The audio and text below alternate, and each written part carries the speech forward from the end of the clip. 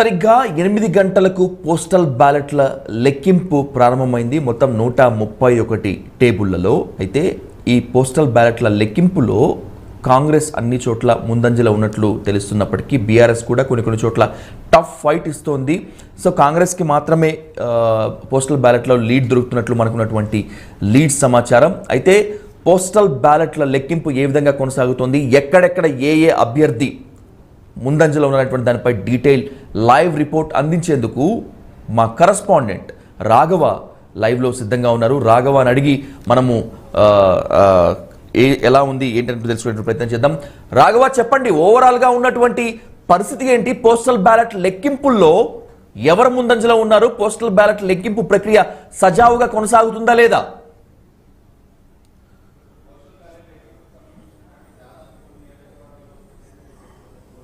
ఉదయం 8 గంటల నుంచి ప్రారంభమైనటువంటి ఈ పోస్టల్ బ్యాలెట్లో కామారెడ్డి నియోజకవర్గానికి సంబంధించినటువంటి చూసుకున్నట్టయితే అక్కడ ముఖ్యమంత్రిగా ఉన్నటువంటి కేసీఆర్, అదేవిధంగా ప్రతిపక్ష పార్టీ నేత పిసిసి అధ్యక్షుడు రేవంత్ రెడ్డి, మరోవైపు బీజేపీ అభ్యర్థి కూడా అక్కడ నుంచి పోటీ చేస్తున్నటువంటి పరిస్థితి ఉంది. ఈ పోస్టల్ బ్యాలెట్లో అక్కడ కామారెడ్డి జిల్లాలో ప్రస్తుతం కామారెడ్డికి సంబంధించిన నియోజకవర్గానికి సంబంధించి బీజేపీ అభ్యర్థి ముందంజలో ఉన్నారు. అదేవిధంగా కరీంనగర్ నియోజకవర్గం నుంచి చూసుకున్నట్లయితే అక్కడ బండి సంజయ్ పోస్టల్ బ్యాలెట్ కౌంటింగ్లో ముందంజలో ఉన్నారు. ఖమ్మం జిల్లాకు సంబంధించి చూసుకున్నట్లయితే ఖమ్మంలో తుమ్మల నాగేశ్వరరావు కాంగ్రెస్ అభ్యర్థి ముందంజలో ఉన్నారు. సిరిసిల్లలో కేటీఆర్ ముందంజలో ఉన్నారు.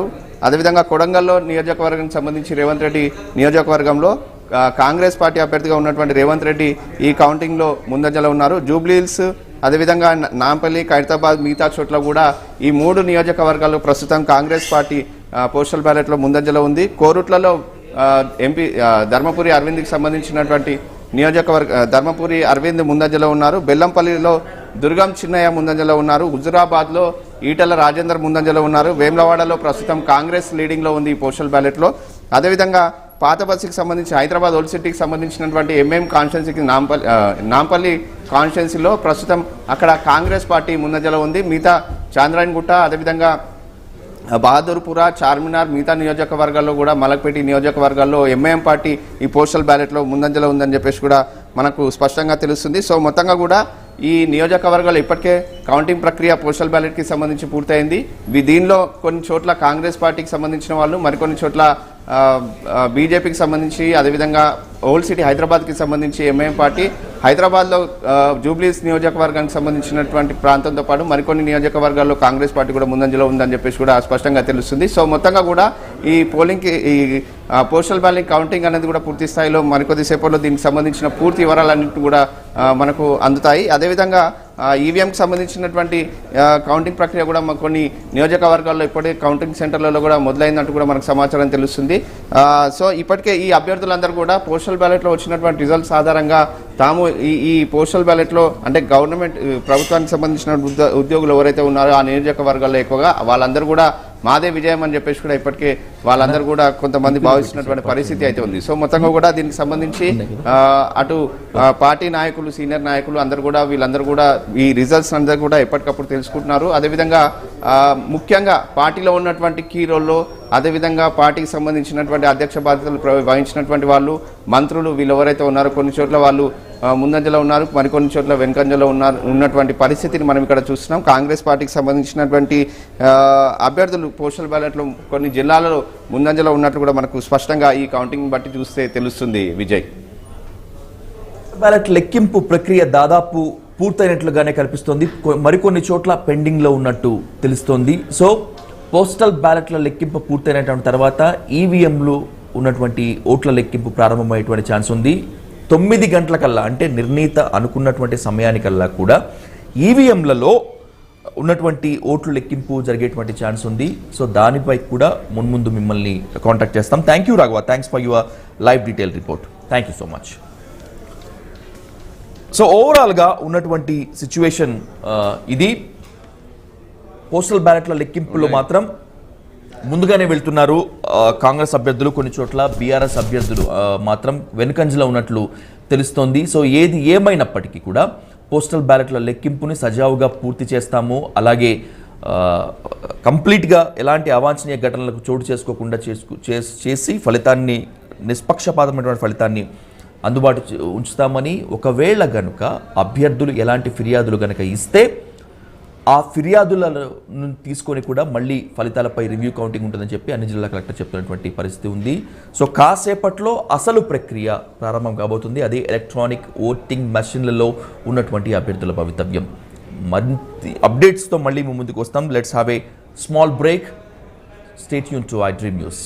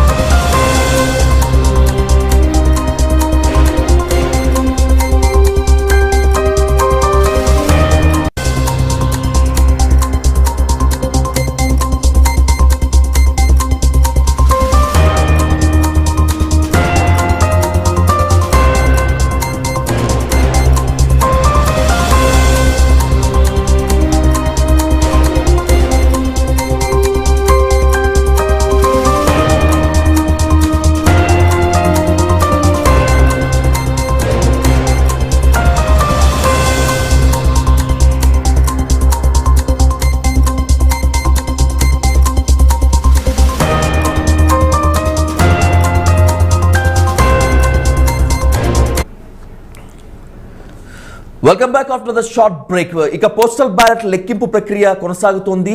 ఆయా జిల్లాల్లో ఏ అభ్యర్థి పోస్టల్ బ్యాలెట్లలో ముందంజలో ఉన్నారనేటువంటి కనుక మనం ఒకసారి డీటెయిల్గా చూసినట్లయితే మునుగోడులో కోమటిరెడ్డి రాజగోపాల్ రెడ్డి ముందంజలో ఉన్నారు. నల్గొండలో కోమటిరెడ్డి వెంకటరెడ్డి, కొడంగల్లో రేవంత్ రెడ్డి, జూబ్లీహిల్స్, నాంపల్లి, ఖైరతాబాద్లో కాంగ్రెస్ లీడింగ్లో ఉంది. కోరుట్లలో బీజేపీ లీడింగ్లో ఉంది. బెల్లంపల్లిలో దుర్గం చిన్నయ్య ముందంజలో ఉన్నారు. హుజూరాబాద్లో ఈటల రాజేందర్ దూసుకుపోతున్నారు పోస్టల్ బ్యాలెట్ లెక్కింపుల్లో. అలాగే వేములవాడలో కాంగ్రెస్ లీడింగ్లో ఉంది. ఇబ్రహీంపట్నంలో ఇంకా పోస్టల్ బ్యాలెట్ లెక్కింపు పూర్తి కాలేదు. అక్కడేదో సాంకేతిక సమస్య వచ్చినట్లుగా ఉంది. అయితే ఇబ్రహీంపట్నంలో ఉన్నటువంటి సమస్య చిన్నదే, అతి త్వరలో దాన్ని సమాప్తి చేసి పోస్టల్ బ్యాలెట్ లెక్కింపు చేస్తామని చెప్పి ఎలక్షన్ కమిషన్ అధికారులు చెప్తున్నారు. ఇక ఉమ్మడి ఖమ్మం జిల్లాలో 10 స్థానాల్లో కాంగ్రెస్ ముందంజలో ఉంది. పోస్టల్ బ్యాలెట్ల లెక్కింపు ప్రక్రియ అప్రతిహతంగా నిరంతరాయంగా ఉమ్మడి ఖమ్మం జిల్లాలో కొనసాగుతోంది. ఖమ్మం నియోజకవర్గానికి సంబంధించి తుమ్మల నాగేశ్వరరావు ముందంజలో ఉన్నారు. మధిర పోస్టల్ బ్యాలెట్ల లెక్కింపులో బట్టి విక్రమార్క లీడ్లో ఉన్నారు. కరీంనగర్ అసెంబ్లీ పోస్టల్ బ్యాలెట్లో బీజేపీ ఆధిక్యం కనబరుస్తోంది. హుజూరాబాద్ పోస్టల్ బ్యాలెట్లో ఈటల రాజేందర్ ముందుగానే ఉన్నారు. వేములవాడ పోస్టల్ బ్యాలెట్లో కాంగ్రెస్ ఆధిక్యంలో ఉంది. సో ఇది ఓవరాల్గా తెలంగాణలోకి సంబంధించి 119 నియోజకవర్గాల్లో పోస్టల్ బ్యాలెట్ లెక్కింపు ప్రక్రియ ఏ విధంగా కొనసాగుతుంది అనేటువంటిది మనం చూసుకున్నట్లయితే 131 టేబుల్లకు సంబంధించి పోస్టల్ బ్యాలెట్ లెక్కింపు ప్రక్రియ పూర్తవుతోంది. సాధారణంగా 8:30 ఈ పోస్టల్ బ్యాలెట్ లెక్కింపు ప్రక్రియ పూర్తి కావాల్సి ఉండగా కొన్ని చోట్ల సాంకేతిక లోపాలు, కొన్ని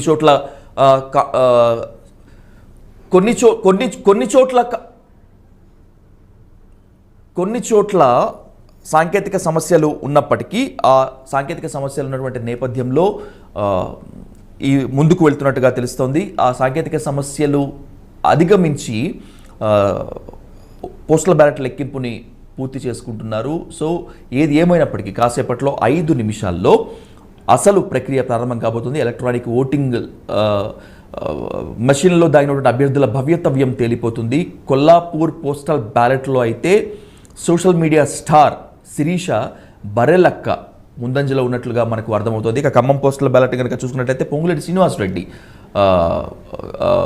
ముందంజలో ఉన్నారు. పాలేరు నియోజకవర్గానికి సంబంధించి ఖమ్మంలో తుమ్మల ముందంజలో ఉన్నట్టు తెలుస్తుంది. సో ఎలక్ట్రానిక్ ఓటింగ్ మిషన్లలో దాగి ఉన్నటువంటి అభ్యర్థుల భవితవ్యం ఏ విధంగా ఉంటుంది, ఏ విధంగా వెళ్తుంది అనేటువంటి దానిపై మనము డీటెయిల్గా చర్చించాల్సినటువంటి అంశం ఎంతైనా ఉంది. కౌంటింగ్ ఫలితాల పైన డీటెయిల్ రిపోర్ట్ అందించేందుకు మాత్రమే కాకుండా తమదైన స్థాయిలో విశ్లేషణ అందించేందుకు కూడా విశ్లేషకులు అలాగే దిగ్గజ విశ్లేషకులు ఐడ్రీమ్ స్టూడియోలో వచ్చేందుకు సిద్ధంగా ఉన్నారు. అలాగే ఎప్పటికప్పుడు కౌంటింగ్ సరళని అలాగే రిజల్ట్స్ను అన్ని ఛానల్స్తో పాటుగా అన్నింటికంటే ముందుగా అందించేందుకు ఐడ్రీమ్ స్పెషల్ కరెస్పాండెంట్లు కూడా సిద్ధంగా ఉన్నారు. సో వాళ్ళతో కూడా లైవ్ తీసుకుందాము. అలాగే కౌంటింగ్ ఫలితాలపైన మనం డీటెయిల్గా డిస్కస్ చేద్దాము. సో కౌంటింగ్ కేంద్రాల మధ్య మొత్తం అంతా కూడా 3 అంచెల భద్రత ఏర్పాటు చేసినట్లు election commission CEO Vikas Raj తెలిపారు. 49 సెంటర్లలో ఉంది. ముఖ్యంగా చూసుకున్నట్లయితే హైదరాబాద్ జిల్లాలో 14 కౌంటింగ్ కేంద్రాలు ఉన్నాయి. అలాగే హైదరాబాద్ జిల్లాకు సంబంధించి 15 నియోజకవర్గాలు ఉంటే ఖైరతాబాద్ జూబ్లీహిల్స్ నియోజకవర్గాల ఓట్లను కోట్ల విజయభాస్కర్ రెడ్డి స్టేడియంలో లెక్కిస్తున్నారు. మిగిలిన 13 నియోజకవర్గాలకు విడివిడిగా లెక్కింపు కేంద్రాలను ఏర్పాటు చేశారు. ఇప్పటికే స్ట్రాంగ్ రూమ్స్ దగ్గర ఉన్నటువంటి భద్రతను డిప్లాయ్ చేసి కౌంటింగ్ కేంద్రాల వద్దకు పంపించడం జరిగింది. కౌంటింగ్ కేంద్రంలో పకడ్బందీ ఏర్పాట్లు చేశారు. నో మొబైల్ ఫోన్స్ని ఏమాత్రం ఎలౌ చేసేటువంటి పొజిషన్ లేదు. అలాగే తరోగా చెక్ చేసిన తర్వాత మాత్రమే, క్షుణ్ణంగా పరిశీలించిన తర్వాత మాత్రమే కౌంటింగ్ ఏజెంట్లను, అభ్యర్థులను, వారి మద్దతుదారులను, అంటే ఎవరికైతే పర్మిషన్ ఇచ్చారో వాళ్ళని మాత్రమే లోపలికి పర్మిషన్ ఇవ్వటం జరుగుతోంది. ఇక ఒక డీసీపీ స్థాయి అధికారి, 2 CAలు, 4 SIలతో పాటు కేంద్ర బలగాలు పహారా కాయటం మాత్రమే కాకుండా ఇంకొంతమంది కూడా మనకు వెళ్తున్నట్టు తెలిసింది. విజువల్స్లో చూసుకున్నట్లయితే ఎమ్మెల్సీ కవిత ప్రగతి భవన్కు బయలుదేరారు. నిన్నటి నుంచి ఎగ్జిట్ పోల్స్ ఫలితాలు మొత్తం అంతా కూడా కాంగ్రెస్ వైపు వస్తున్నటువంటి నేపథ్యంలో కేటీఆర్ ట్వీట్ హ్యాట్రిక్ 3.0 లోడింగ్ అంటూ ఒక రైఫిల్ని గురిపెట్టినటువంటి లాస్ట్ ఇయర్ ట్వీట్నే మళ్ళీ ఆయన రీట్వీట్ చేసినటువంటి నేపథ్యము. కేసీఆర్ 3.0 లోడింగ్, పూనకాలు లోడింగ్ అనేటువంటి హ్యాష్ట్యాగ్తో ఒకటి ట్రెండ్ అవుతుంది. సచివాలయ ఆవరణలో ప్రమాణ స్వీకారం చేస్తానని చెప్పి సన్నిహితులతో కేసీఆర్ చెప్పినటువంటి ఆ వార్త ఇప్పుడు సోషల్ మీడియాలో మాత్రమే కాకుండా మెయిన్ స్ట్రీమ్ మీడియాలో కూడా హల్చల్ అవుతున్నటువంటి నేపథ్యంలో ఎగ్జిట్ పోల్స్ నిజమవుతాయా, లేకపోతే కేసీఆర్ ఆత్మస్థైర్యం, కేటీఆర్ సెల్ఫ్ కాన్ఫిడెన్స్ నిజమవుతుందా అనేటువంటిది ఇప్పుడు $1 మిలియన్ ప్రశ్న. ఎందుకంటే ఇటీవల ఓ ఛానల్కి ఇచ్చినటువంటి ఇంటర్వ్యూలో డిసెంబర్ 9న లాల్ బహదూర్ స్టేడియంలో, LB స్టేడియంలో ప్రమాణ స్వీకారం చేస్తామని చెప్పి TPCC చీఫ్ రేవంత్ రెడ్డి చెప్పినటువంటి వ్యాఖ్యలు మనం చూసాం. అలాగే ఆగమాగం అవ్వాల్సిన పని లేదు, గాయగత్తర లేపుతున్నారు, ప్రజల మొత్తం అంతా కూడా మన వైపే ఉన్నారు, మనమే గవర్నమెంట్ ఫామ్ చేస్తామని చెప్పి కేసీఆర్ ఇచ్చినటువంటి స్టేట్మెంట్స్ కూడా మనం చూసాం. ఎగ్జిట్ పోల్స్ మొత్తం అంతా ఒకవైపు, ప్రజా తీర్పు ఏ వైపు అనేటువంటి ప్రశ్నలు ఉన్నటువంటి ఈ సందిగ్ధావస్థలో ద జడ్జిమెంట్ డే రోజు తెలంగాణ ఫలితం ఏ విధంగా ఉంటుంది? 119 నియోజకవర్గాల్లో 2290 మంది అభ్యర్థుల్లో ఎవరు బాద్షా, ఎవరు లూజర్ అనేటువంటిది మరి కాసేపట్లో తేలిపోనుంది. 9 గంటలకు, అంటే కాసేపట్లో ఎలక్ట్రానిక్ ఓటింగ్ మెషిన్లలో, ఈవీఎంలలో దాగి ఉన్నటువంటి అభ్యర్థుల భవితవ్యం తేలిపోతుంది. 9 గంటలకు ప్రారంభమయ్యేటువంటి ఈవీఎంల లెక్కింపు తొలి రౌండ్ 10 గంటలకు ముగుస్తుంది. తొలి రౌండ్ కల్లా కూడా ఫలితాలు ఉంటాయి. ఇక 11-12 గంటల కల్లా ఓవరాల్గా ఒక సినారియో, ఒక పిక్చర్ అయితే అర్థమవుతుంది. ఎగ్జిట్ పోల్స్ నిజమవుతాయా, లేకపోతే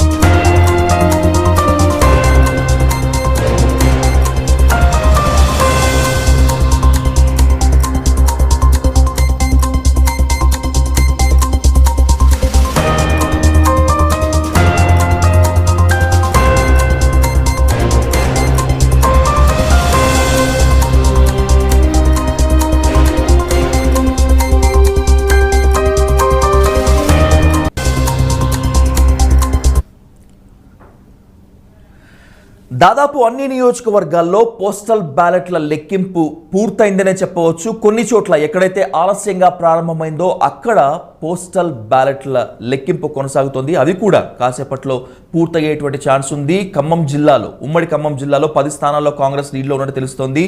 అలాగే కరీంనగర్ జిల్లాలో గంగుల కమలాకర్ వెనుకంజలో ఉన్నారు. పోస్టల్ బ్యాలెట్ లెక్కింపులో బండి సంజయ్ ముందంజలో ఉన్నట్టు తెలుస్తోంది. సో అన్ని జిల్లాల వివరాలు సేకరించబోయే ముందు, పోస్టల్ బ్యాలెట్ లెక్కింపులో ఎవరెవరు ముందంజలో ఉన్నారనేటువంటిది తెలుసుకునే పోయే ముందు, ఉమ్మడి కరీంనగర్ జిల్లాకు సంబంధించి పోస్టల్ బ్యాలెట్ లెక్కింపు ఏ విధంగా కొనసాగుతోంది, ఎక్కడ పూర్తయింది, ఎవరు ముందంజలో ఉన్నారనేటువంటి దానిపై డీటెయిల్ లైవ్ రిపోర్ట్ అందించేందుకు మా స్పెషల్ కరెస్పాండెంట్ రామకృష్ణ లైవ్లో సిద్ధంగా ఉన్నారు. రామకృష్ణతో మాట్లాడదాం.